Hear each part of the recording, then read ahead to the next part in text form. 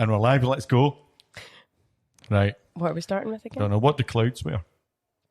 Thunder wear. Right. Okay, that's my joke. Right. What about the Amazon one? What do you call two monkeys sharing an Amazon account? Prime mates. Right. So I'm being very functional with the jokes. I think, we're here. You're leaving no room for the crickets. I'm not leaving. I don't, I mean, that, I'm whatever. We're here for a good time, not a long time. But I think the one thing I would like to take a moment just to acknowledge. What's that, Stuart? Well, I mean, There's some news. Been some news. Well, it's not.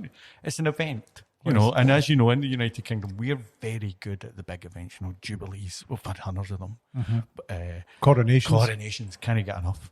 People dying, big horses all over the place, right?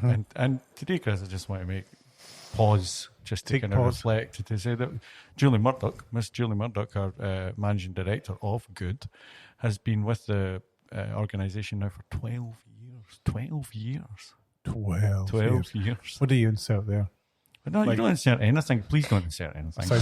We don't need to insert anything. Bells and chimes and cheers. We insert a round of applause. Well, I think 12 years, sir. There you go. Oh, there we go. That's well done, Joe. So thank you for the best 12 years of my professional career.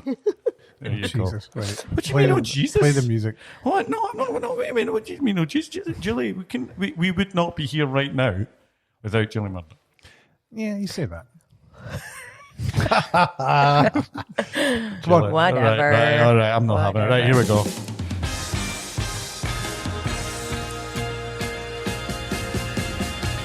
Welcome to the Good Roundup. Well, who are we? Well, let me tell you, we are a brand consultancy based in the United Kingdom, and we work with clients all over the world, man, all over the world. And what we do from time to time is we get together and we write things on our blog, and then we like to come here and talk about things that we wrote on our blog. Like the director's commentary, you could say on a blog. Well, you could say, on a podcast. And so that's what we're doing. So I'm going to hand over to Chris, because Chris, he's the man with the questions this time. He is writing a load. He's like a young J.K. Rowling. I don't know. He's not young. I know, but I'm not J.K. And he's Rowling. not J.K. Rowling. He's neither of those things. The point I'm making is that he's doing a lot of the writing and it's all good. But today, no, he's the man with the questions. Yeah, because I'm getting a bit tired of me having to be the one that's grilled and talk about my stuff. So today, and to be honest, we're getting a little bit tired of listening to you. I know you are, because you never stop telling me. So Stuart's written an article, which I think was quite interesting. Oh, thank you. Called "What to Do When Your Sales Team Stops Selling," which I think was quite an interesting title, provocative title. Oh, I'm all likes a bit of the productivity. The wild man, a brand strategy. Loves a provocative title. So the first question I've got, Stuart, is I've got a question about sort of credibility and understanding. What because it sounds like we're out of our lane a wee bit here. What's this got to do with brand? Fucking everything. So the title. What is really interesting when we do with brand projects is that normally it's kind of we're coming in to solve a problem, and the diagnosis of the problem from the client side is not necessarily the ultimate solution. And so what will happen is generalization. We are having trouble with X, and normally it comes down to selling, and sometimes that's then kind of. If you kind of assume that you've got a good sales team and that you've got a good product and you've positioned it well, the kind of challenge is that, well, why is it not selling? And it can be around the crazy stuff. It can be around the smaller stuff. It can be around the way that you're naming the product or you're kind of putting things out. So it's just, rather than going in talking about brand naming or brand architecture, it was kind of going, actually, if your team if you've got a problem, the problem is the team aren't selling. The problem isn't the team, is how they're selling and what they're selling and the complexity around them selling. So you're taking it straight to the value part, which is what's the cash value? What's the cash value? That's what I'm asking. This is Stuart's new phrase. This is my new phrase. What's the cash value? But I think it's just to chime in, because this, not to make it all about me, but given it is my 12-year anniversary, congratulations. This was a big part of the first project I was involved in at Good, which was Devro. If you remember at the time, we did a big company who make collagen casings for sausages. But very interesting business, global business, and it was a broader brand piece. But as part of that exercise, they had identified a challenge. They were a business that had grown through acquisition. They had lots of brands and sub-brands and product brands and products that were called the different things in different regions, but essentially were the same thing. And part of that exercise, there was so much complexity that over time had been built into their product portfolio that even their sales team couldn't navigate it. And so the output of that from us was essentially a big exercise of recategorizing and naming with taking a descriptive approach, which is something we'll probably come on and talk about, all of their full product range. We do write about that stuff quite a lot, but what's your take, Stuart? I mean, you're seeing this. I was going to ask you, are you seeing this more now or not? But how does this end up happening? You talk about product confusion. What can you walk us through that? The road to hell is paved with good intentions. It is indeed. So nobody's doing this to create product confusion. But it creeps up on you, and suddenly you look around. So basically, in the article, I go, right, let's launch the XM1. Oh, XM1, that sounds cool. Let's have an XM1. Usually a project name within the organisation, and everybody goes the XM1.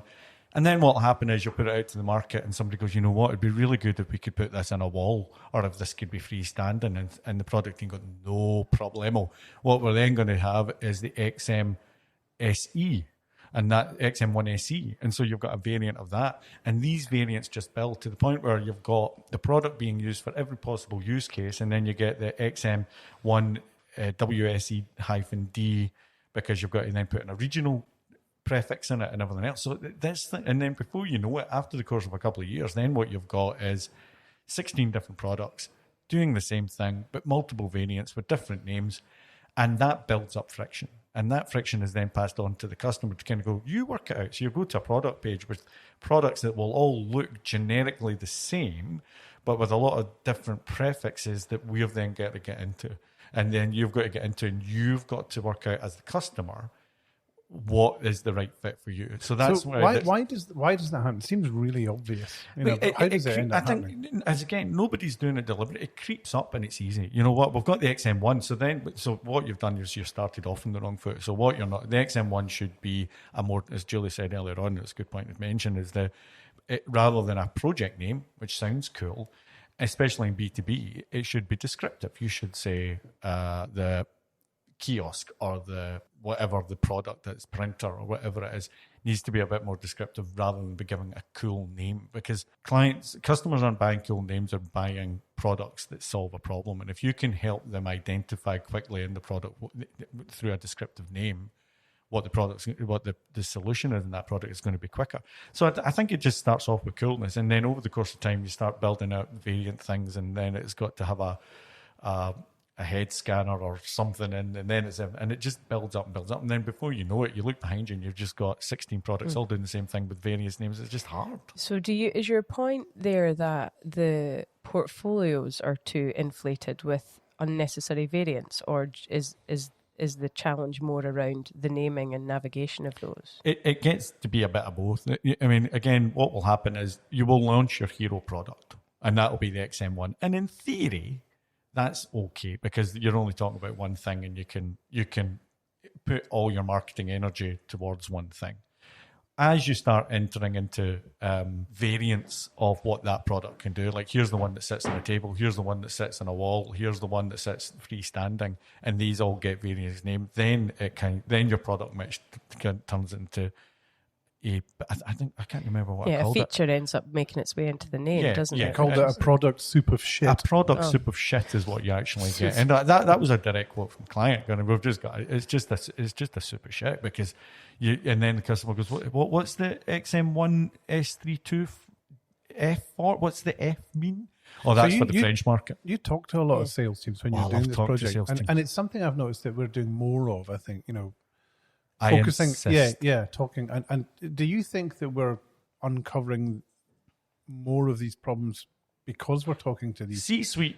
We see it that what happens is there's a massive disconnect between C-suite and reality. Yes. So what happens is in the rarefied inside out bias. in the rarefied atmosphere of the 80th floor, where you go, you know, it would be great. We'd really like, you know, our purpose here is to make cheese more palatable for B2B.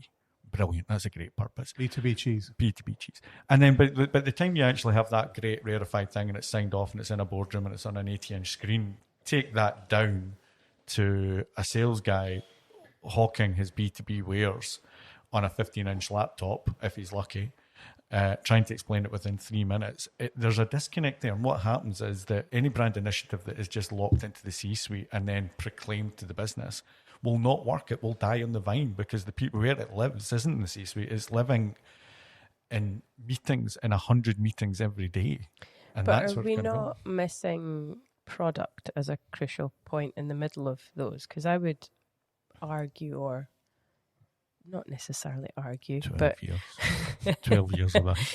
that a lot of the complexity that is built in is driven, but in particularly in B2B, through the product team. Because so in between, there's the idea, there's the concept that maybe lives at C-suite level, there's the reality, where the rubber hits the road at the sales level, and in between there's lots of complexity around the technology, the features, the benefits. You talk about some of that in your article, the feature that drives that output into how it presents itself to market, that the sales team are then left to navigate. Yeah, the point still, rather, even if it's a brand challenge or a product challenge, the place where it actually breaks down and fails and makes it complicated is at the sales level.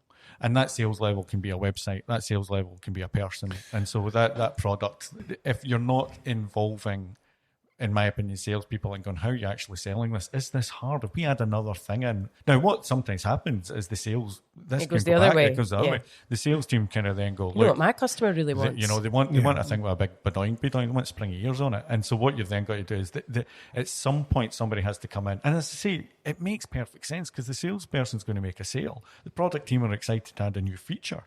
But you need that discipline. You need to then have the guidelines at that point to kind of go, right, what are we going to do with this? Do we fold it in as a feature there? How are we going to do it? And that's where descriptive names become your friend. This is interesting because I think it does show that the consultation lives beyond the very narrow parameters of what we call brand. And it plays to, I suppose, a question about perception, about whether we are, you know, whether they see the problem in those terms. And whether they see us as a suitable consultant to fix those challenges. Because what you're describing is, we've seen this before with another client, where they see the problem just as a communication challenge, potentially, rather than a tighter brand problem. You know, and it goes into another discussion about, and I've written another article about brand being a dirty word, and you know, please don't. I'm mention writing it. one too, Yeah, so like, we're going to see who's better. Yeah, Well, Right, that's you've me. both written Yeah. one on product naming, so why not let's duplicate all our articles? Well, because mine's better, and I'm not blaming people. It gets more views. Anyway, back to the They're becoming like monsters. back to the answer, please. What was the question? Who's better at writing articles? No, I think Seeing the problem through the lens of brand. I think the challenge is it because brand is a dirty word sometimes at a certain level, and it seems to be an expense and it's a cost, and the word investment. And I saw a thing on LinkedIn the other day about somebody going, here's all the stats about how brand is really important. For me, it's like a smoking advert. You know what I mean? You may as well just put an advert up and say don't smoke, because you go, well, that's for other people. That's not going to affect me.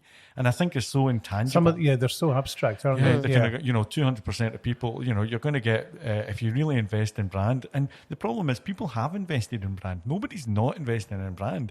It's just difficult to measure. And when you look at brand means one thing to one group, and it means Love a logos and definition, colours. love It a means logos and definition. colours Yep. to others. So what you're talking about is very pragmatic. the cash value. Yeah, taking the comb through product names. Yes. But your point originally was about that consultative exercise, and I think that's where, and we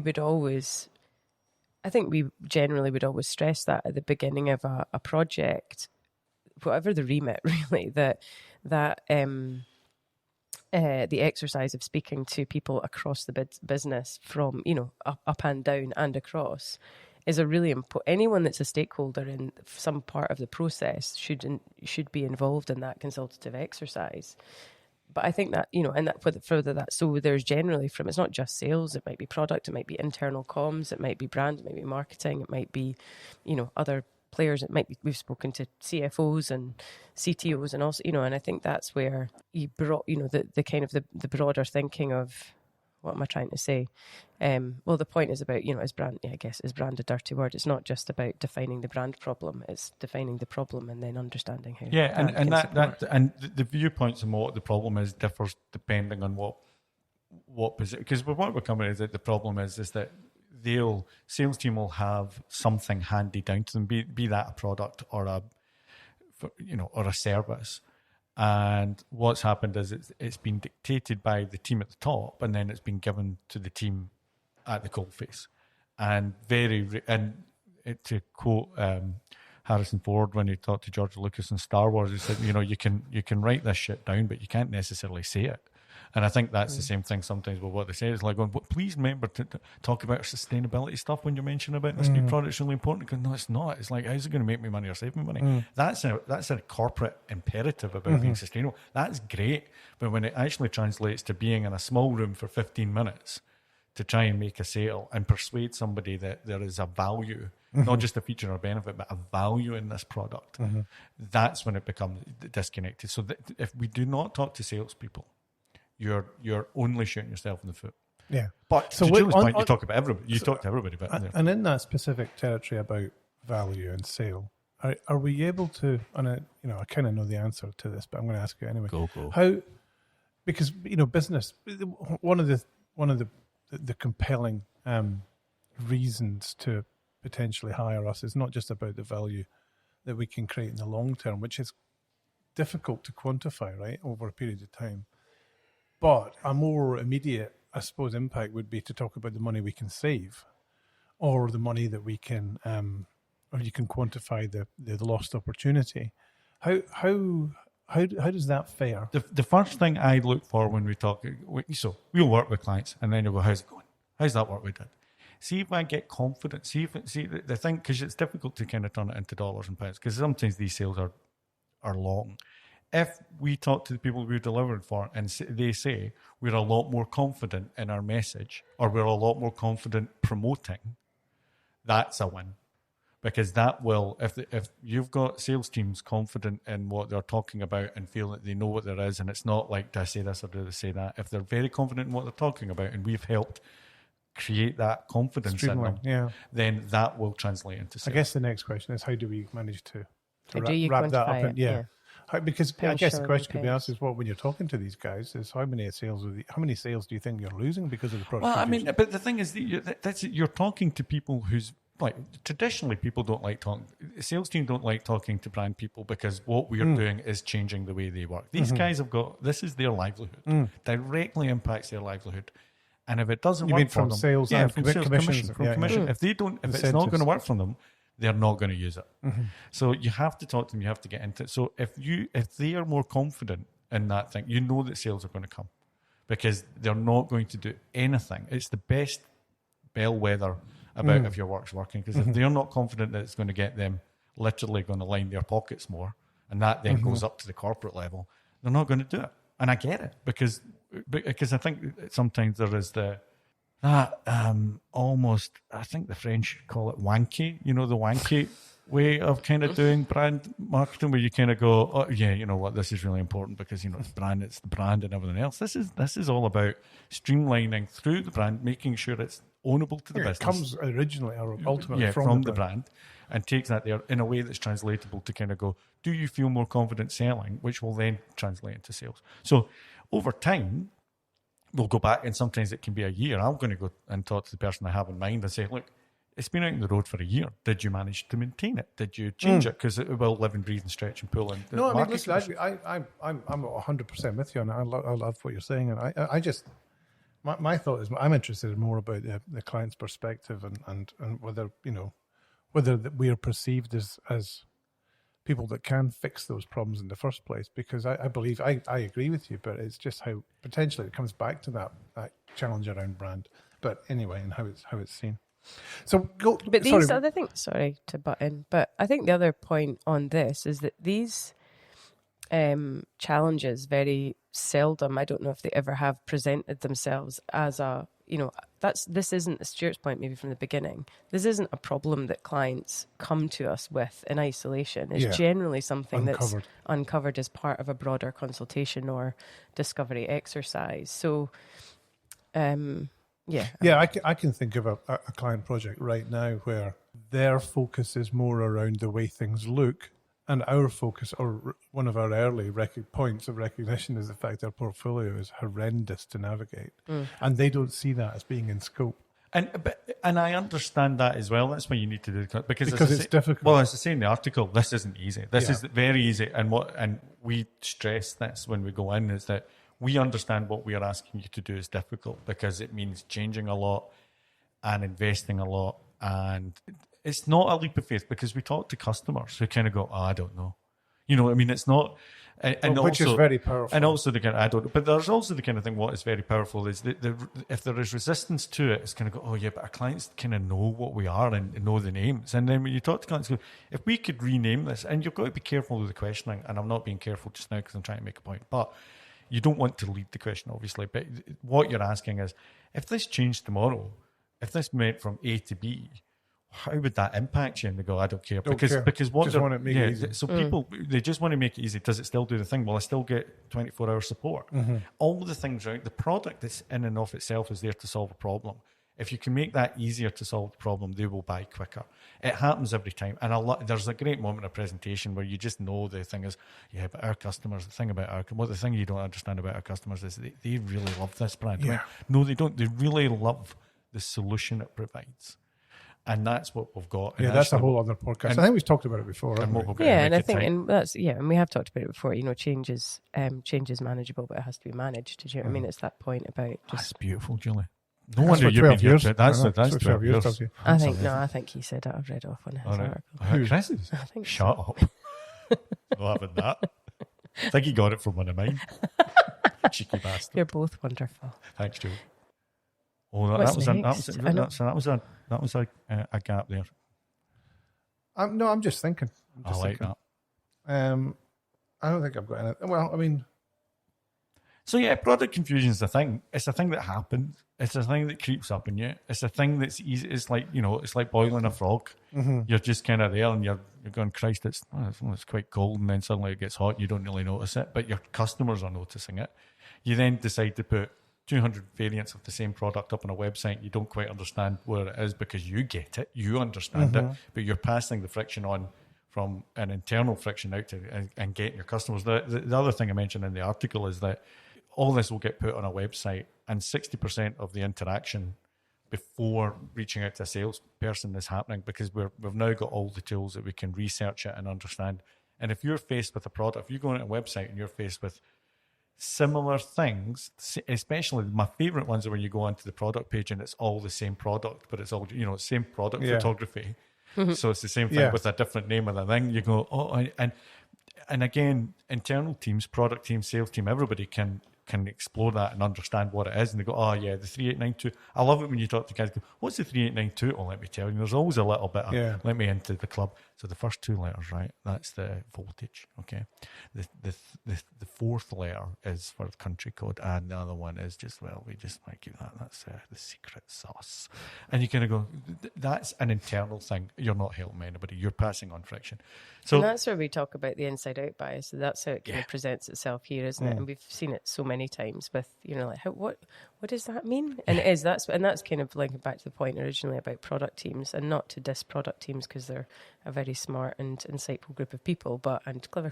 But when it comes to naming products, either they tend to go one end of the spectrum where they go with something that's completely abstract because they get to do the fun bit of naming products, which is equally meaningless, or you see the very kind of internally generated product codes basically, which make their way into the... Well, I mean, and just to steal thunder in one of Chris's top ranking articles, so that's what Apple did. Apple did a kind of thing called for their headset, the rumor where it was going to be called Reality XR. And so that's what it was called. So everybody's going, exactly, Reality XR. And they've copyrighted the name, and everybody was going. So that's an internal product code. Name, So what they've called it is like the Reality XR project. I would imagine it's probably called Project Sheila or something, I don't know. But then it's got to the next stage and it's like Reality XR and Reality OS and all that kind of stuff. And then when it got launched, it was called Vision Pro, because there is a difference between how you describe something to your market and how you use something internally. And that's where Apple, again, are, Reality XR would have been a perfectly good name. And they would have pushed billions of it to make it stick in the head, but they went, no, it's Vision Pro. Well, right? the discipline, the point I wrote about that was just that the corporate discipline that's needed to hold your nerve and maintain that convention is impressive, because in lots of organizations, the pressure to call it something crazy because it's new and groundbreaking is extremely strong. Yep. But when you look at it from the consumer point of view, which is your point, it needs to fit.